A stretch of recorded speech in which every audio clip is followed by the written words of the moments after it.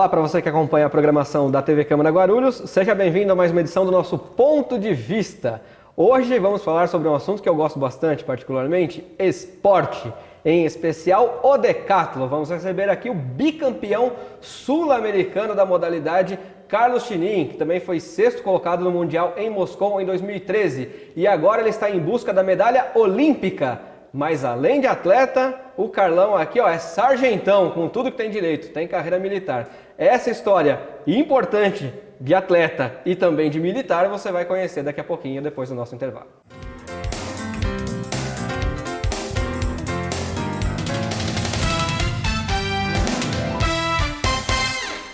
Queria parabenizar a TV Câmara, parabenizar aqui o presidente, todos os vereadores pelo trabalho que vem sendo feito e espero que vocês possam continuar contribuindo cada vez mais para levar informação à nossa população e permitir que o cidadão possa participar, dando opiniões, sugestões e ajudando a construir a cidade. E parabéns pela qualidade, porque eu estava dizendo agora há pouco, vez ou outra estou por aí no trânsito, às vezes até fora de Guarulhos, e aí ligo o celular pela internet, sintonizo, acompanho. Então a gente fica feliz quando vê essas coisas, porque significa que esse esforço que vocês estão fazendo aqui, tem muita gente que vocês nem estão sabendo, mas que estão do outro lado, acompanhando para e passo tudo que acontece no Legislativo e tudo que acontece na cidade. Parabéns, sucesso e já nasceu bem.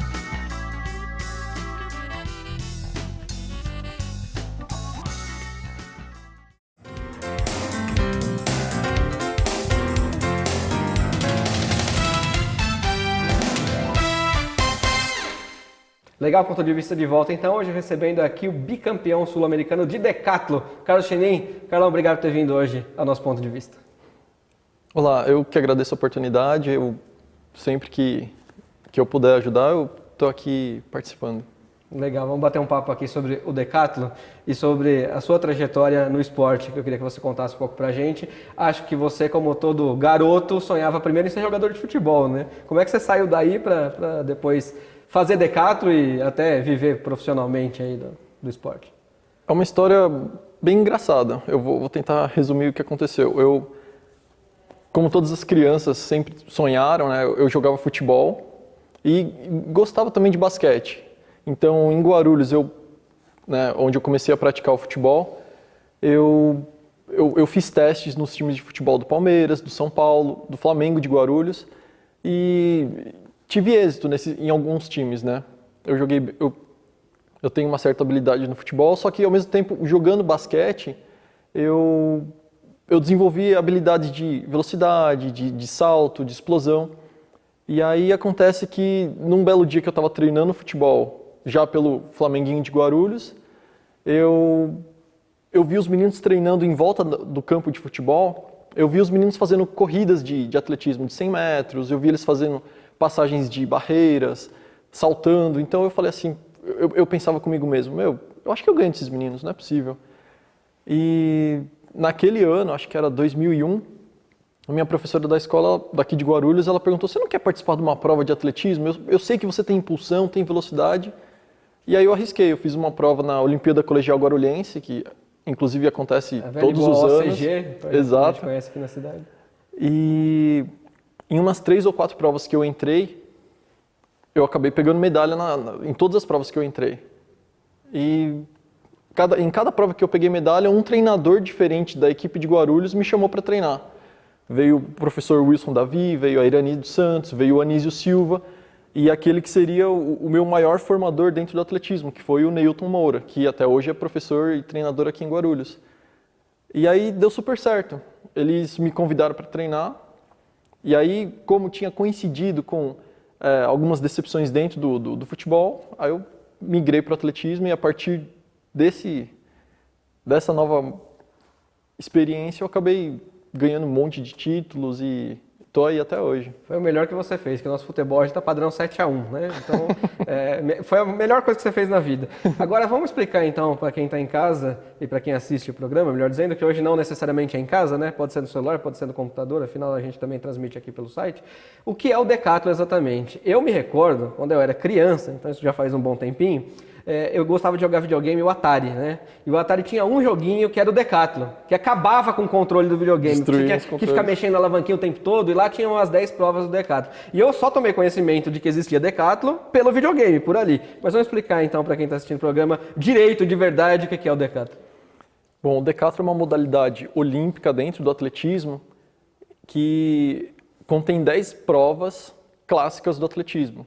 A gente pratica o Decathlon em 2 dias e cada prova tem uma pontuação específica baseada num recorde mundial. Então, eu faço no primeiro dia os 100 metros rasos, salto em distância, arremesso de peso, salto em altura e 400 metros rasos. No segundo dia eu faço 110 metros com barreiras, lançamento de disco, salto com vara, lançamento de dardo e 1.500 metros. Caramba!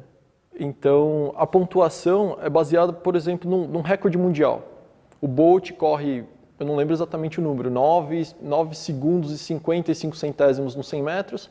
Isso equivaleria a uns 1.500 pontos. Então, a cada centésimo... O cara que mais se aproximar daquilo... ganha mais pontos. Certo. Então, todo mundo compete junto, os decatletas.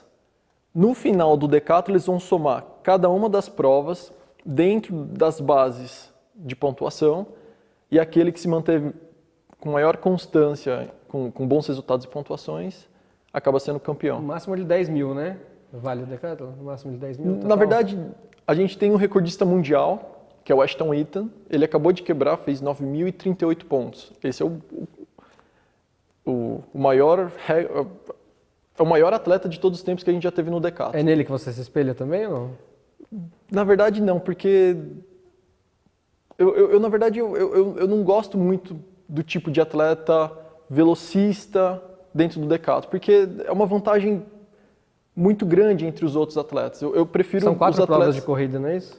4 ou 5? 5 provas de corrida? São 4 provas de pista, mas são 80%. 8 provas do Decathlon são em que a gente tem que correr muito, são provas de explosão. Então, em comparação a decatletas velocistas, eu prefiro os decatletas que são mais técnicos. Como, por exemplo, era o Roman Shebla, que era da República Tcheca. Então, eu prefiro me ater e ter como exemplos de atletas aqueles que são mais técnicos. E você, então, hoje é recordista sul-americano também, né? Isso, eu sou recordista sul-americano do Decathlon e do Heptathlon. O Heptathlon é a versão indoor do Decathlon. São 7 provas. São 7 provas. E quantos pontos você tem no sul-americano? No Decathlon eu tenho 8.393 pontos. É uma marca bacana, né? Com essa marca dá para minimamente ficar entre os 5 primeiros da Olimpíada. Agora você disputa isso em Guarulhos, hoje você está pelo Pinheiros, né? Você disse que treina pelo Pinheiros. Isso, Mas você começou praticando aqui em Guarulhos? Pratiquei. Foi ali no Flamenguinho que você viu o pessoal correndo e foi aqui que você começou? Na verdade, a gente quando era do Flamengo, a gente treinava no SESI de Guarulhos. Então a gente viu os atletas da equipe de Guarulhos treinando ali. Quando eu saí do Flamenguinho e comecei a treinar atletismo, a gente foi para Ponte Grande, que inclusive hoje eles treinam até hoje, eles treinam diariamente o atletismo lá na Ponte Grande.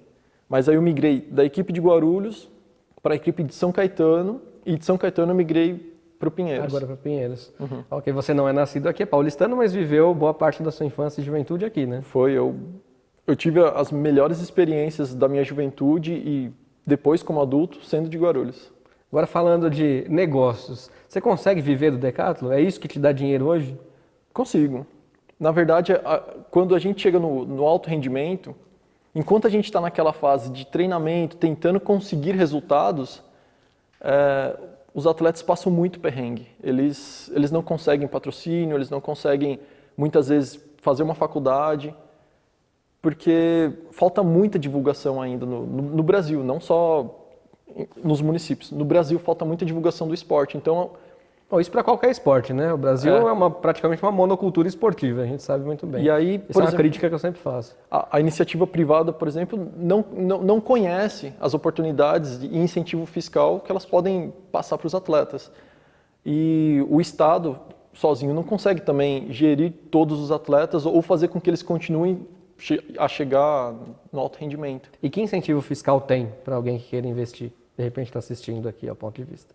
Então, eu não lembro exatamente o nome das leis, mas as empresas que ajudam atletas especificamente, elas têm descontos Eu acho que no IPTU, eu acho que a Lei Pelé ajuda, eu não lembro o nome, mas a Lei de Incentivo ao Esporte... Pode deduzir de imposto de renda também, Exato. de repente. Isso acontece, isso existe, só que como as equipes de atletismo dependem muitas vezes dos municípios, às vezes os municípios não querem se atrelar a entidades privadas, para que não tenha ainda mais burocracia entre eles. Agora, como é que foi o incentivo dos seus pais para você desenvolver o esporte? Porque a gente sabe que às vezes pai e mãe tem aquela visão, né, mais restrita. Não, você tem que trabalhar numa empresa, numa firma, bater o ponto e ter o salário no fim do mês, esse negócio de esporte não dá dinheiro. Como é que foi essa luta aí? Nossa, foi uma batalha, foi muito difícil. Quando a gente está na fase dos 16, 17, 18 anos, você escuta o pai e a mãe falando que está na hora de trabalhar, você tem que entrar na faculdade, você tem que seguir aquilo que você gosta. Eu, por exemplo, eu sempre tentei ser muito didático. Então, eu gosto e quero ser professor. Tanto que eu estou para terminar a faculdade de Educação Física. Bacana. Para ser um professor, um treinador, alguém que preste uma assessoria esportiva de alguma maneira. E a minha mãe, naquela época, eu estava fazendo também inglês. Então, minha mãe, ela forçava muito. Duda, você tem que dar aula de inglês. Acho que você já pode dar aula de inglês, você já pode trabalhar, por exemplo, no aeroporto, dando uma ajuda com alguma empresa, estagiando. Mas meu pai estava sempre pressionando. Não, filho, continua, vai lá, eu te ajudo no que você precisar. E aí virou meio que um conflito entre pai e mãe. Minha mãe querendo que eu começasse a trabalhar e meu pai alimentando o meu sonho, que em partes acho que também era o sonho dele, né? Ter seguido como um esportista, ele era um bom jogador de futebol. E aí, no meio desse conflito todo, de repente eu comecei a fazer resultado. Comecei a ter reconhecimento, comecei a ter patrocínio, que é muito difícil no Brasil hoje. E a partir daí, tudo deu certo. Que bacana. E você seguiu o conselho do seu pai, então, e o apoio do seu pai? E aí, a partir deu o apoio do seu pai, a partir desses resultados, a minha mãe começou a perceber... Ser mãe de obra pronta é mais fácil, né? Pô? Tadinha, mas é que quando a gente, sei lá, é aquela coisa do senso comum, né? Quando a gente não conhece algo novo, você fica com receio, você acha que é muito radical, então, para quem é de uma família muito tradicional, acaba ficando com receio, né? Mas faz parte. Agora, ainda bem que você teve o apoio, né? Meu pai queria que eu fizesse direito, por exemplo. Eu insisti em fazer jornalismo. Vai ver que ele estava mais certo que eu, né? Porque hoje em dia tá difícil o nosso mercado. Agora, me fala uma coisa. O decathlon se pratica em equipe? Há uma seleção brasileira? Ou você precisa alcançar um índice para ir para a Olimpíada? Como é que isso funciona? Então, o decathlon é uma modalidade individual. Individual. É uma modalidade individual. Eu vou fazer o decathlon, vou contar os meus pontos, vou chegar a um índice olímpico que é estipulado pela IAAF, que é a Associação Internacional das Entidades de Atletismo. Ela estipula um índice baseado entre os 8 colocados das últimas 3 Olimpíadas. Ou seja, se cada Olimpíada os resultados têm sido mais fortes, na próxima Olimpíada esse 8º colocado, esse limiar também vai ser mais forte. É uma nota de corte, digamos assim. Exatamente. É uma nota de corte que eles se baseiam dentro das 3 últimas edições. Então, a cada ano, esse índice está se tornando mais forte. Assim como foi, por exemplo, o Pan-Americano de Guadalajara. O recorde brasileiro, um exemplo, era 8.200 pontos. Como na América, né, Norte, Central e Sul, a gente tem atletas muito bons, principalmente Estados Unidos e América Latina, a nota de corte, o índice que eles fizeram para os Jogos Pan-Americanos eram 8.300 pontos. Ou seja, o nosso recorde brasileiro era 8.200 pontos. Para a gente ir para o Pan daquele ano, a gente teria que minimamente quebrar o recorde sul-americano. Então, como ninguém iria como representante do Brasil para o Pan-Americano, a Confederação Brasileira conseguiu um pedido para que levasse pelo menos o primeiro colocado daquele ano. E aí, infelizmente, eu tinha acabado de me machucar, eu tinha me lesionado e não fui para aquele Pan, que seria o meu segundo Pan. Hoje tem índice olímpico? Quanto é que seria o índice olímpico? E você está buscando isso, mas você disse que só pode conseguir o ano que vem novamente, né? Isso. Para ir para a Olimpíada do Rio. Eles geralmente estipulam que dentro do decathlon, a marca média para se ir para a Olimpíada é 8.200 pontos. Então, eles fazem um índice A, uma média de 8.200 pontos, e o índice B, talvez 8.000 pontos. Então, é uma marca fácil de se fazer. É só... Eu terminando um decathlon já consigo fazer o índice olímpico. Isso é o quê? Durante o Troféu Brasil, no ano que vem, que você conquista, ou tem outra competição? Então, Pra eu posso... determinar esse índice? Não, eu posso fazer em qualquer competição, Ok. contanto que tenha um delegado técnico. Um delegado técnico é um agente da Confederação Brasileira que vai até cada uma das competições para que valide, para que ele possa aferir os resultados obtidos nessa competição. Certo. E a prova que você vai melhor, qual é? A que você tem melhor desempenho, você acha? Então, Dessas 10? quando eu era mais novinho, eu gostava muito do salto em distância. Eu gostava muito porque eu me espelhava em João do Pulo, eu achava uma prova sensacional. Mais novinho, você tem cara de moleque, pô. Mas como eu me tornei um atleta muito técnico e eu ganho muitos pontos em várias provas graças à repetição de movimento, ao toque fino dos movimentos, sabe? Eu não tenho hoje uma prova muito mais querida que as outras. Mas tá bom, vai. Hoje eu gosto de fazer um pouco mais a barreira.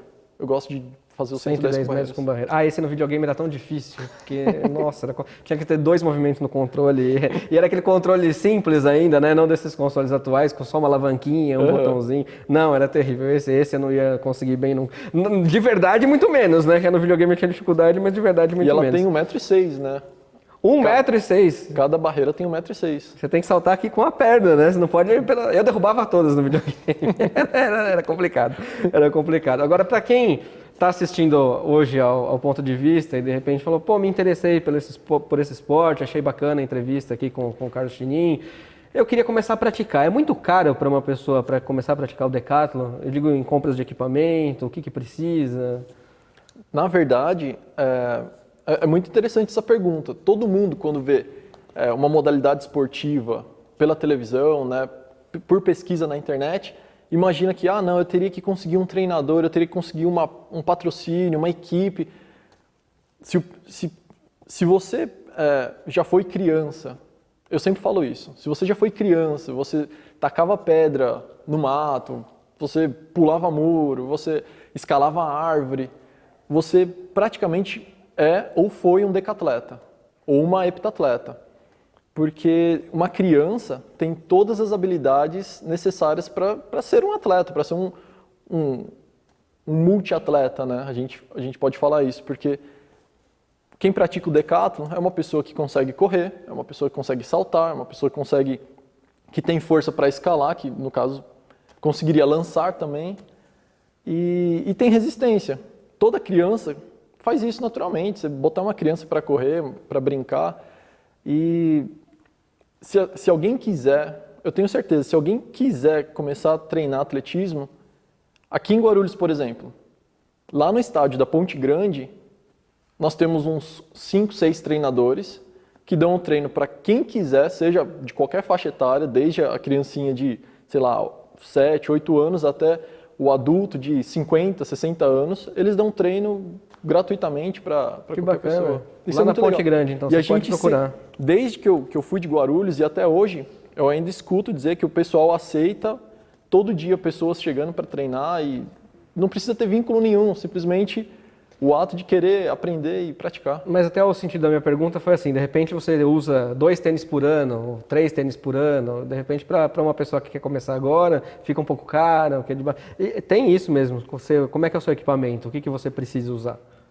Então, eu não vou negar, a gente gasta bastante tênis, a gente acaba... às vezes tem exercícios que a gente rola no chão, mas também a gente utiliza colchonetes, né? Tanto no Pinheiros como aqui em Guarulhos a gente tem os colchonetes. E gasta um pouquinho tênis. Qual seria a sua despesa mensal, para a gente ter uma ideia em termos de valor, quantificar isso? A despesa treinando o decathlon? Uma despesa mensal para você treinar o decathlon. Então, eu não tenho mensurado isso, porque eu tenho uma certa rotatividade dos meus materiais. Hoje eu tenho materiais reservas, então eu não fico somente com um material repetidamente, fazendo ele chegar a um ponto. Entendi. Eu não tenho ideia disso hoje, mas é interessante de eu começar a anotar isso daí. Porque de repente a gente tendo uma quantificação, de repente quem está tentando começar consegue um patrocinador, o cara já tem um valor básico para ele começar a se desenvolver. Por isso que eu sempre faço essa pergunta quando eu entrevisto atletas de esportes diferentes. Eu tive programa esportivo em outra emissora, então eu já entrevistei atleta de beisebol, atleta de hóquei de grama, atleta de, como é que chama? Peteca? Esqueci o nome da modalidade, mas não é peteca. Badminton, atleta de badminton. Então sempre a gente pergunta do equipamento, do quanto a pessoa gasta, porque eu acho importante. Nesse caso eu acho que 1 ou 2 tênis por ano não vai precisar mais do que isso. Então tá tranquilo. É uma coisa bem democrática, inclusive, porque os atletas que são mais antigos, no meu caso, por exemplo, às vezes a gente doa tênis para pessoas que estão começando a treinar, bacana. Porque a gente sabe o quão é difícil comprar um tênis hoje em dia. Ok, mas a dica acho que está aí, então. Vá até o ginásio da Ponte Grande, de repente lá você tem treinadores que vão te treinar de graça e você pode ali começar a praticar um esporte. Eu vou fazer aqui uma pequena pausa, Carlão, na volta a gente continua esse assunto então para falar um pouco de Olimpíadas do ano que vem e aí para falar sobre esporte. Como é que você vê o esporte no Brasil e em Guarulhos? Porque muita gente critica o esporte por aqui, ponto de vista. Então faz uma pausa e volta já.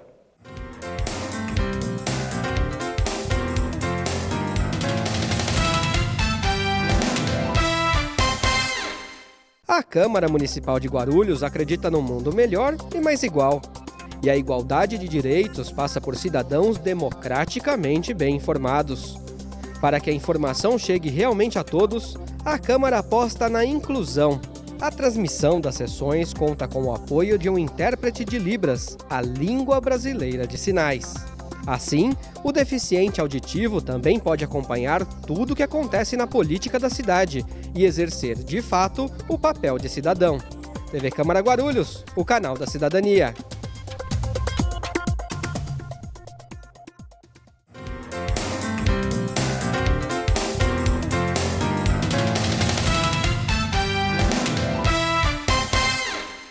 Legal, ponto de vista então já está de volta. Hoje a gente está entrevistando aqui o decatleta Carlos Chinin, que é bicampeão sul-americano, foi sexto colocado no Mundial de Moscou em 2013 e ganhou a medalha de bronze no PAN de 97, né, Carlão? Como é que foi essa conquista aí? 2007. 2007, desculpa, 2007, 97. Tô ficando velho mesmo. 2007, PAN de 2007, você ganhou bronze. Como é que foi essa conquista aí? Então, foi uma fase em que a gente estava treinando muito. Eu tinha acabado de me tornar adulto, né, dentro da categoria do decathlon, e foi uma surpresa. A gente estava treinando para fazer o tão sonhado 8.000 pontos. No decathlon, a meta para todo decatleta é tentar fazer 8.000 pontos.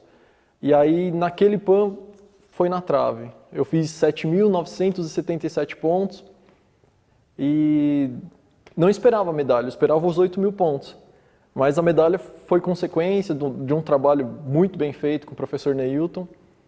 E foi demais, porque foi no Brasil, a torcida era toda a favor, era o clima, o estádio,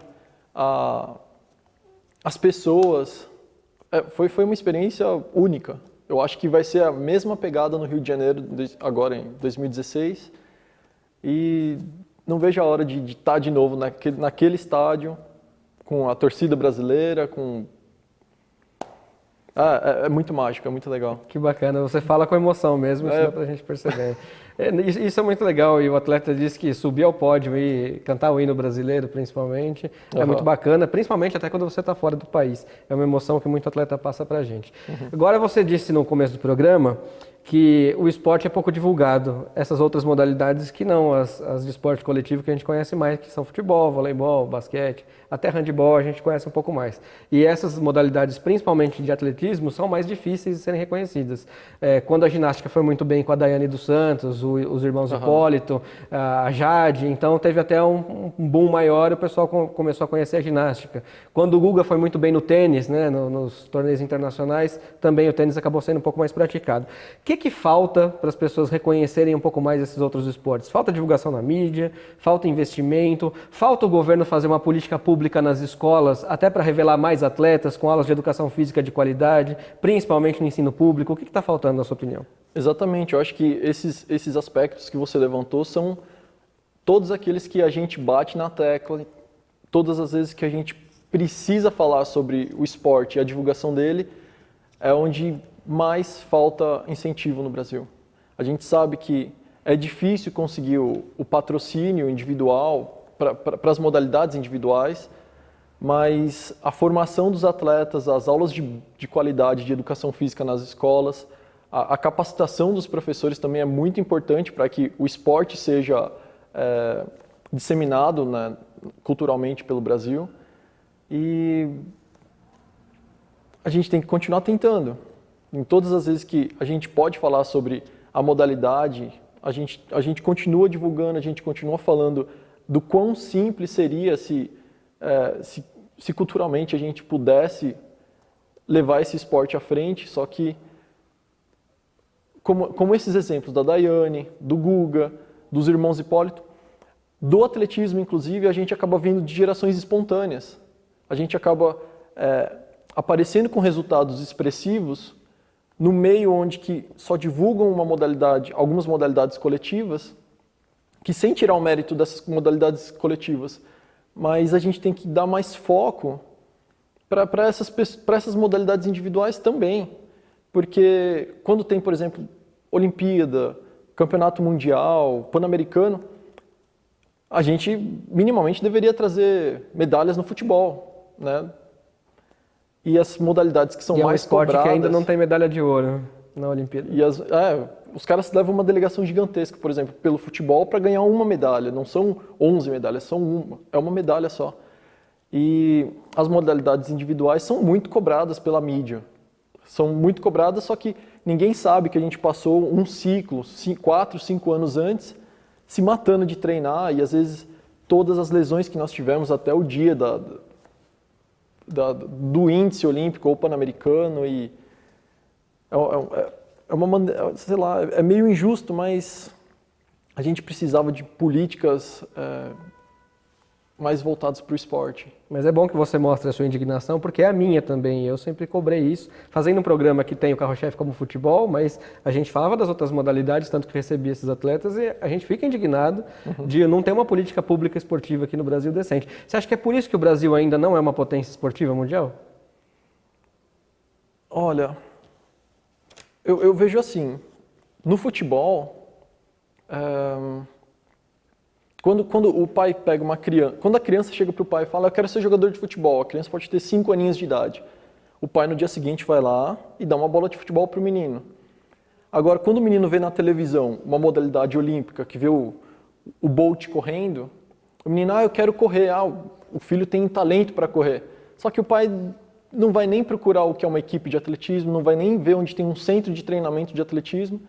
E na primeira oportunidade que o menino falar, eu quero uma bola de futebol, ele vai dar uma bola de futebol, e aí o sonho do menino que poderia se tornar um atleta em potencial acaba de ser ofuscado por mais uma vez pelo futebol. E aí a gente não tem essa cultura olímpica porque a gente não tem uma base esportiva. O Brasil não tem um centro de treinamento onde consiga mostrar o que eram os heróis de modalidades de outros esportes, não consegue dar continuidade num trabalho de um treinador para que ele chegue no alto rendimento. Então a criança não consegue começar a treinar, começar a dar resultado, e quando ela dá resultado, ela praticamente já está na fase adulta, então ela para de treinar. Então não existe sequência. A gente tem até detecção de talento, mas não tem sequência para que ela chegue na categoria adulta e possa se tornar uma potência olímpica. Que pena, acho que você explicou bem, então, por que o Brasil não é uma potência olímpica, e a gente lembra de ídolos que você citou, que de repente são efêmeros e depois acabam sendo esquecidos. Alguns desses que eu já citei, a gente acabou de conhecer o Arthur Zanetti pelas argolas agora em 2012, né, em Londres. Exato. E ninguém sabia o que era a ginástica com argola até então. E tem outros exemplos, como a primeira medalha do judô com Aurélio Miguel, que depois também... Depois ele seguiu carreira política, enfim, ele conseguiu se fazer no meio. Mas é muito difícil difícil. O ídolo acaba sendo efêmero, você lembra por um período e depois você deixa ele de lado. Enquanto o Pelé é lembrado até hoje, né? Por ser o maior atleta de futebol. Então é cultural, é um problema cultural. Falando em problema cultural, aqui em Guarulhos, como é que você vê o esporte local hoje? Pelo menos da época que você praticou aqui, que você se lembra. Porque muita gente critica hoje o esporte na cidade, diz que não há equipamentos suficientes para se fazer o esporte aqui, que os que tem estão sucateados, que a atuação do secretário Wagner Freitas foi muito ruim. Queria que você comentasse um pouco do que você souber e puder falar. Então, sobre a gestão atual, eu não conheço, eu não sei exatamente o que se passa. O que eu sei atualmente, o que eu sei dentro da modalidade do atletismo é que dentro da modalidade do atletismo, a gente é uma modalidade tão simples que a gente consegue formar atletas e consegue ter resultados muito bons. Inclusive, a gente tem atletas da categoria menor, né, que é o infantil, que já são campeões sul-americanos, que já estão indo para delegação, para a seleção brasileira nos primeiros anos de juvenis. Isso daí atualmente. Eu conheço os atletas da categoria de base de Guarulhos que têm resultados muito bons. O que eu acho que talvez esteja difícil para a equipe de Guarulhos seja a continuidade também para que eles entrem na categoria adulto como alto rendimento. Que é aquilo que você falou da falta de sequência, né? Exato. Então, a formação dentro da modalidade do atletismo é muito boa graças aos professores que são capacitados, que nós temos aqui em Guarulhos. Mas eu acredito que falta ainda eu não sei se isso daí seria o município ou se seria a iniciativa privada que deveria se juntar para que conseguisse dar continuidade, para que a equipe de Guarulhos pudesse ser aquela potência esportiva que sempre foi. A fama de Guarulhos entre todas as equipes ainda hoje é muito lembrada. Em jogos abertos do interior, principalmente, né? Exatamente. Bem competitivo. A gente teve atletas muito bons aqui em Guarulhos que são históricos na comunidade atlética. E isso faz falta. Faz falta porque quando eu falo para alguém que eu comecei em Guarulhos, todo mundo sabe. Então, se você começou em Guarulhos, você é um atleta bom, porque Guarulhos forma muito bem os atletas. Mas falta continuidade. Eu não sei como é que está a gestão voltada para o alto rendimento. Eu acho que eu ouvi dizer que tem alguma coisa mais voltada para o lado social, para a formação social das crianças, do que para a continuidade do alto rendimento. Eu não sei até que ponto é verdade isso. Mas bacana. Você passou pelo menos o olhar que você tinha conhecimento e a gente torce para que o nome de Guarulhos não se perca, né?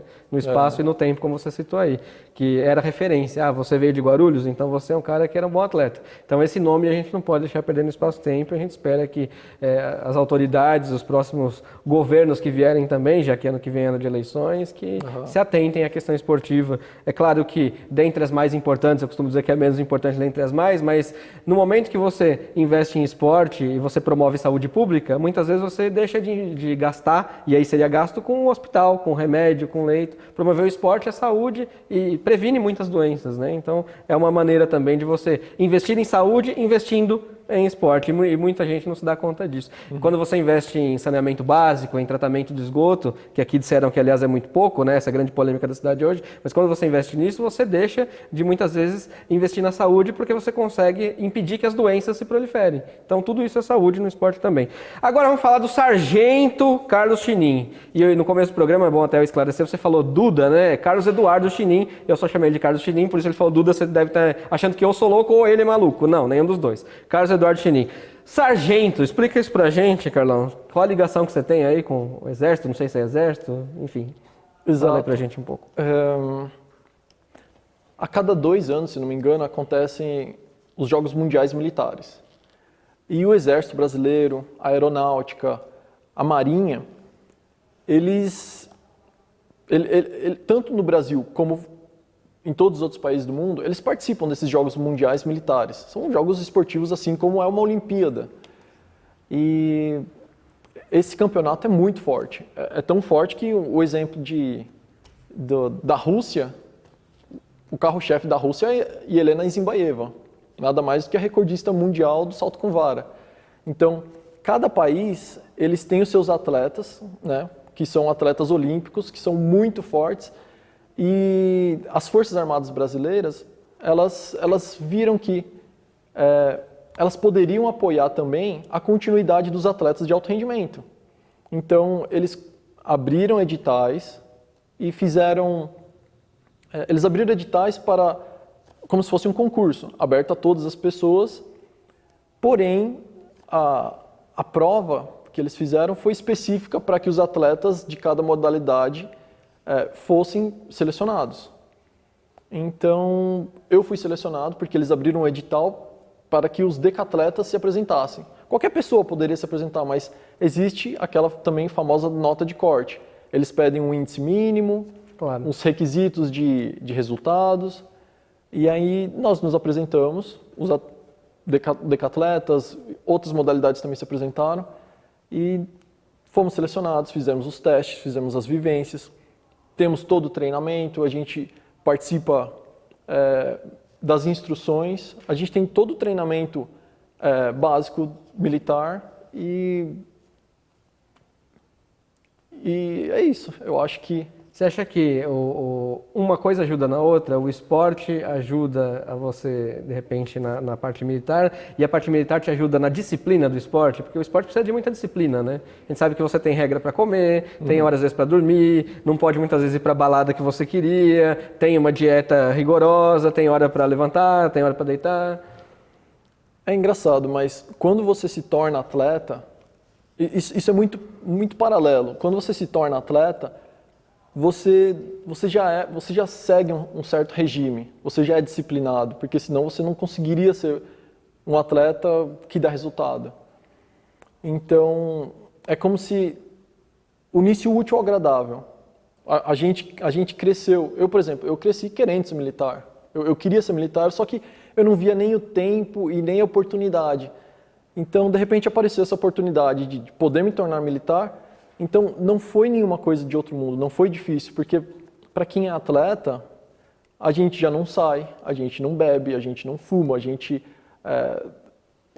já tem uma vida toda regrada, e tornar-se militar simplesmente foi realizar um sonho. Para mim, foi realizar um sonho.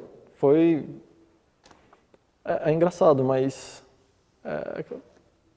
é isso que acontece. A gente treina todo dia, a gente acorda cedo todo dia, a gente se alimenta bem, a gente descansa e segue todo dia essa rotina. Então, quando você vira militar, você dá continuidade a esse trabalho. Uma coisa foi extensão da outra, então. Exato. Agora, antes da gente já encerrar o programa, aproveitar para encaminhar, e as viagens? Porque você tem que viajar bastante, né? Como é que fica a família nessa hora? A esposa, pai, mãe, porque às vezes você não pode estar em casa sempre. Como é que é essa relação aí? Então, no começo foi... Não, pra gente que é atleta, é divertido, porque você tá viajando... Claro, você vai cada dia para um país, está disputando uma prova, evidentemente. Eu ia adorar também. Mas a gente fica vislumbrado com a possibilidade de viajar. Inclusive, vira uma motivação pra gente. Eu quero virar atleta, quero dar resultado, porque eu vou começar a viajar, vou conhecer os países. Mas para a família é difícil. Para minha mãe foi difícil, o filho ficar longe. Para o meu pai foi divertido, porque meu filho ia trazer alguma lembrancinha, uma camiseta de algum lugar. Mas acho que o mais duro foi para a mulher. Foi um golpe, porque acho que é muito... É Juliana, sua esposa, né? Maíra. Desculpa, Maíra. Difícil, né? Só me fez um sinal lá, complicado. E aí, a saudade que ela sente... Na verdade, os dois sentem, só que o atleta entra num estado tão concentrado de competição. Vou dar um exemplo. Eu viajo para competir, muitas vezes eu acabo deixando de falar com todo mundo. Eu deixo de falar com o pai, com mãe, com amigo. Me isolo, porque é um momento de concentração. E aí, quando você está aqui no Brasil, aqui em São Paulo, em Guarulhos, você está com todo mundo divertindo, conversando todo dia, aquela interação. E aí, de repente, você sai disso para o atleta normal, entrar naquele momento de concentração. E aí, aquelas pessoas que estavam habituadas a ter essa resposta... A companhia, a convivência. E aí, começa a se sentir... Sem ter essa resposta do atleta, não mais da pessoa, mas do atleta... Eu lembro que a gente já discutiu várias vezes, eu e minha mulher, Eu voltava da competição com medalha, ou sem medalha, ou com marca, ou sem marca. Mas aí voltava tudo normal. Mas naquele momento... Naqueles dias eram muito difíceis. Aliás, a gente viaja, enquanto atleta, a gente não consegue conhecer os países. Porque a gente... é uma viagem a trabalho. Né? Exato. A gente viaja, entra em concentração, final de treino, né? O polimento, faz o treino, compete, e quando acaba a competição, por ser decathlon, a gente está tão quebrado de 2 dias se matando que a gente não consegue... O dia livre que a gente tem para passear, a gente... É para dormir. Ou a gente descansa, ou já é hora de voltar e tá é difícil. Maíra, calma que ano que vem tem uma Olimpíada, hein? Prepare-se. Carlão, queria agradecer a sua presença aqui no Ponto de Vista, deixar o espaço para você fazer as considerações finais e falar um pouco do que você espera para o futuro também. Obrigado por ter vindo. Eu que agradeço a oportunidade, eu fico muito feliz de poder falar sobre a minha modalidade, de poder estar em Guarulhos e ter falado sobre o que foi a minha vivência aqui. E sempre que eu puder divulgar a modalidade ou divulgar o atletismo em si, ou sempre que quiser falar sobre qualquer outra coisa, eu estarei disposto, estarei pronto para vir ajudar no que for. E para o futuro você vislumbra o quê? Medalha na Olimpíada. Medalha, porque é o objetivo de todo atleta olímpico. Tem algumas pessoas que querem só ir para a Olimpíada, tem outros que querem a medalha olímpica. Então, eu quero a medalha olímpica. Ir para a Olimpíada e trazer a medalha olímpica. Exatamente. As duas coisas. Obrigado por ter vindo, viu, Carlão? Foi um prazer receber você aqui. Esse, então, foi o Ponto de Vista de hoje com o Carlos Eduardo Chinin, o Duda, conhecido mais carinhosamente chamado pela família dele, né? Então, a gente aqui reproduz o apelido de Duda. Duda, que é bicampeão sul-americano de decathlon, espera agora uma medalha, então, das Olimpíadas de 2016, que serão disputadas aqui no Rio de Janeiro, coincidentemente, onde ele conquistou uma medalha no PAN de 2007. Muito obrigado pelo carinho da sua audiência. Lembro para você que também o Ponto de Vista é transmitido sempre, toda quarta-feira, pelo nosso site, pela NET TV por assinatura. Agradeço a sua companhia e nos vemos então aqui numa próxima oportunidade. TV Câmara Guarulhos, o canal da cidadania.